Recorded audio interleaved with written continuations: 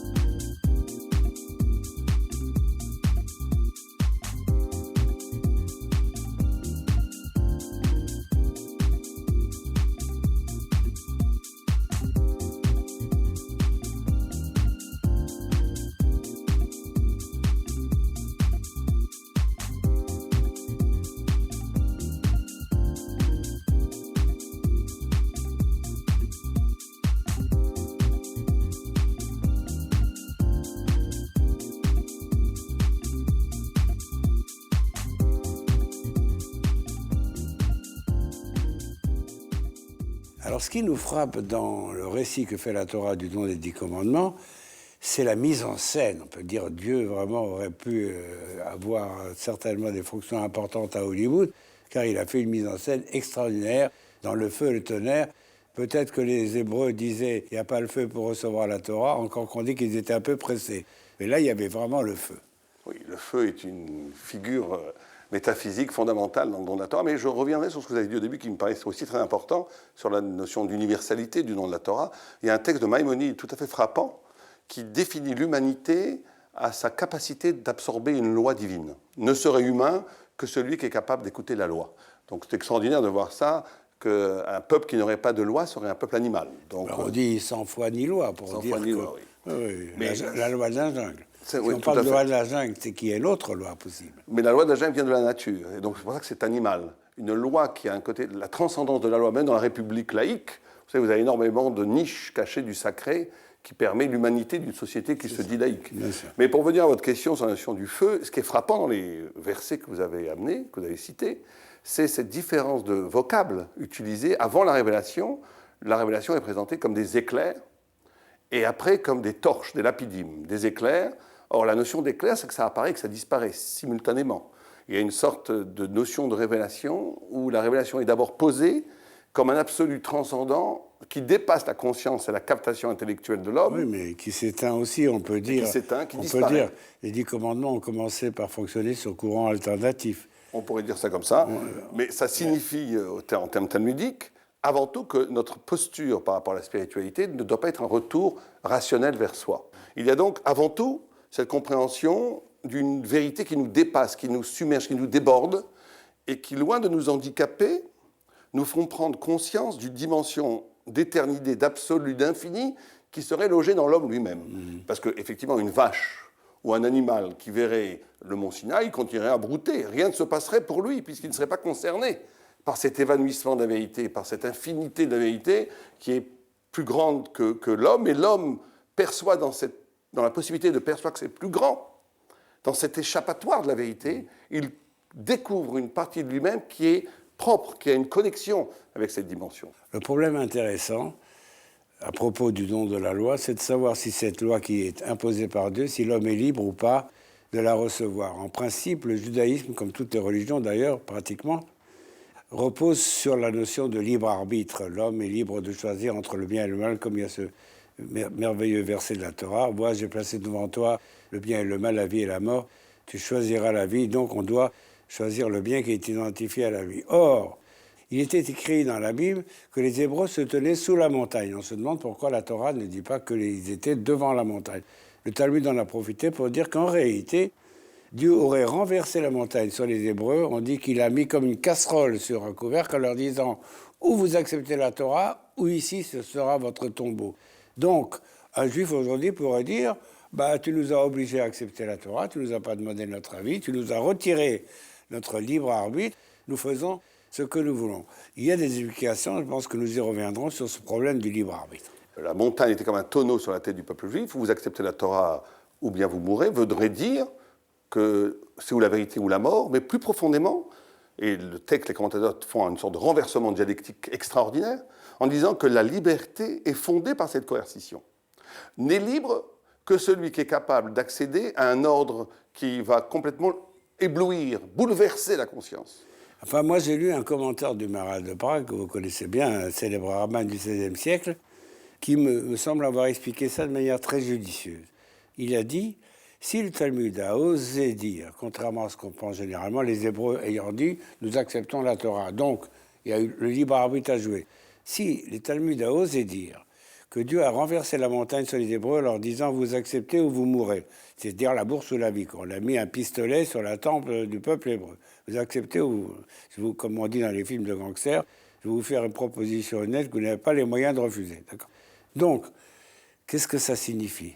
Et Maharal d'expliquer qu'on a voulu nous montrer qu'il y a une absolue nécessité de la Torah, de la loi, parce que dans la vie, vous avez des choses qui sont facultatives et des choses qui sont obligatoires. Si la Torah était une chose facultative, elle serait dépréciée. Une chose qui est facultative, vous la faites, ça n'a aucune importance. Donc, on n'a pas voulu nous montrer que Dieu a imposé de force la Torah. On a voulu dire qu'elle s'impose, que la loi s'impose, parce qu'un peuple sans loi est un peuple sans foi et n'a pas d'avenir. Voilà. C'est très très important ce que vous dites, et je le découperai en 3 points. Premier point, ce que vous dites, c'est très très important, c'est que le judaïsme pose par cette image coercitive de la montagne sur la tête du peuple juif, que la responsabilité est plus fondamentale que la liberté. Ça veut dire que choisir, on ne peut pas choisir le bien, on est choisi par le bien, comme disait Lévinas. Ça voudrait dire que fondamentalement, l'homme est fait pour quelque chose avant de naître. Que fondamentalement, l'homme est fait pour le bien. Donc on ne choisit pas... Il y a une destinée humaine. Une destinée humaine. Mais plus profondément encore, le même Maharal que vous avez cité, dit que ce qui fonde la liberté, la possibilité même de la liberté, et donc qui se conjugue en vérité par la possibilité même de penser, de réfléchir, comme d'ailleurs le mot français l'indique, réfléchir, qu'a pour étymologie le reflet. C'est parce que justement l'homme est dédoublé. Il est dédoublé parce que c'est la notion dans la Kabbalah de haka, de coup métaphysique, qui permet à l'homme de s'arracher à son immanence, à sa somnolence, pour lui faire l'ouvrir à la conscience. Or, l'ouverture de la conscience qui permet de choisir, puisque choisir c'est aussi réfléchir, n'est possible que parce que l'homme est concerné par une force spirituelle qui le frappe en plein visage et qui l'arrache de la matière et qui le rend un homme autonome de pensée. Et le troisième point, je finis avec ça qui me paraît très important, on avait commencé avec ça, la notion du passage des éclairs aux torches, c'est que le don de la Torah n'est pas simplement une vérité qui est livrée à l'homme. C'est une vérité qui est livrée à l'homme qui va modifier la nature de l'homme. Parce qu'avant la révélation, cette révélation, on ne peut pas la capter. Après la révélation, elle s'échange, les torches s'échangent de main à main, s'humanisent, se domestiquent, quelque chose de civilisé, où je peux vous passer des idées, vous me les renvoyez. Vous voulez dire que les torches, ce sont les Lumières, que le Sinaï, c'est déjà le siècle des Lumières, en quelque sorte. C'est le siècle des Lumières qui établissent un rapport entre les hommes. C'est-à-dire que ce don de la Torah, la vérité, n'est pas simplement une option, une possibilité intellectuelle. La vérité, si elle est un vrai rapport à la vérité, doit profondément modifier la nature humaine. Vous savez que le Maharal de Prague que vous avez cité dit que Sinaï a pour racine étymologique Sina, qui veut dire haine, parce qu'a été construit au mont Sinaï une nouvelle figure humaine qui va devenir détestable à l'ancienne figure humaine, qui verra dans cette nouvelle figure humaine un danger pour l'image de l'humanité ancienne. Alors, on pourrait vraiment faire allusion à Adolf Hitler, parce que la haine des Juifs, c'était au fond la haine de la loi, la haine de la Torah. Et quand on dit que le mot Sinaï veut aussi dire haine, en disant que le fait de révéler la Torah, en même temps, a suscité la haine, on peut dire l'antisémitisme. L'antisémitisme naît en même temps que l'élection, et que le mont Sinaï, c'est le monde de la haine, d'une certaine manière, puisque nous savons par exemple que l'hitlérisme ou le nazisme ou tous les totalitarismes ont essayé d'éradiquer non seulement les Juifs, mais quelquefois la Bible, quelquefois l'interdiction même du christianisme, etc.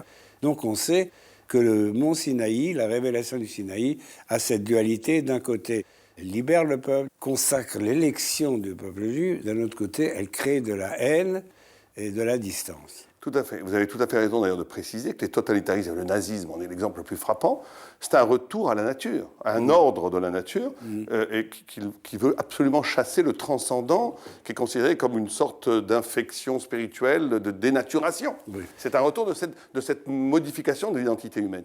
Mais quand on a parlé de liberté, vous savez, si je vous posais la question, qu'est-ce que c'est être libre? Pour vous, c'est quoi être libre? C'est d'être libre de vous écouter. Alors le Maharal dit, être libre, c'est d'être soi-même. Alors, quand on présente dans les tables de la loi Harut ala luchot, gravé dans les tables, le texte dit ne lisez pas Harut, lisez Cherut, liberté. Comme si les lois étaient la liberté. Donc, si on fait l'adéquation, être libre, c'est d'être soi-même, les tables de la loi, c'est la liberté, c'est que la loi, c'est moi-même. Non, mais parce qu'il faut quand même expliquer, si le Talmud propose ce paradoxe, que ce qui est gravé dans le bronze, donc ça veut dire on peut pas dévier, on ne peut pas dévier. C'est en même temps la liberté, c'est parce que nous savons qu'il n'y a pas de liberté sans loi. Comme dit le Talmud, s'il n'y avait pas la loi, les hommes se mangeraient vivants entre eux. Nous serions dans un monde cannibale. Quand la loi révèle ce qui était resté mort, muet, inepte en moi, la loi doit avoir un effet de miroir pour donner à l'homme l'apparition de lui-même dans sa dimension d'éternité. Il y a quand même un texte très paradoxal dans le Talmud qui dit « Tout a été prévu et la liberté a été donnée ». C'est-à-dire, il y a à la fois un certain déterminisme et une fatalité, comme si Dieu construisait l'histoire, donc Dieu, à l'avance, a prévu les croisades, Gengis Khan, Jeanne d'Arc, la Shoah, tout ce que vous voulez. Il y a une fatalité de ce qui doit arriver dans l'histoire. Ce qui doit arriver arrivera. Mais d'un autre côté, à certains moments, on est quand même capable d'infléchir l'histoire. Et c'est un paradoxe très difficile à comprendre. Tout à fait. Mais dans la Kabbalah, vous savez, vous avez plusieurs scénarios possibles. Oui. Il est écrit qu'il y a une liberté humaine qui va déclencher des scénarios parallèles, différents. Effectivement, tout était déterminé par rapport à la liberté humaine. C'est-à-dire que si je choisis... Imaginez quelqu'un qui monte dans un autobus, qui se lève pour laisser de place à une femme. Dans le ciel, on va voir cet acte comme un occasion qui va l'amener rencontrer la femme de sa vie, qui va faire des enfants merveilleux. Alors que s'il était resté assis, il aurait pris un autre chemin qui était aussi prévu. Vous pensez qu'en toutes circonstances, nous sommes vraiment libres, ou bien est-ce qu'il n'y a pas, dans notre passé, par exemple, est-ce qu'on est libre par rapport au passé? Je pense à une chose très intéressante, c'est que dans la prière du soir, nous disons tous les jours, enlève le Satan de devant nous et de derrière nous. Satan, dans la Bible, c'est un obstacle. Le mot Satan, c'est pas le diable, c'est un obstacle. Alors, les commentateurs disent, attendez, il y a un obstacle devant moi, il y a un feu rouge, je ne peux pas passer. D'accord, mais si le feu rouge, il est derrière moi, tu peux passer. Je dis oui.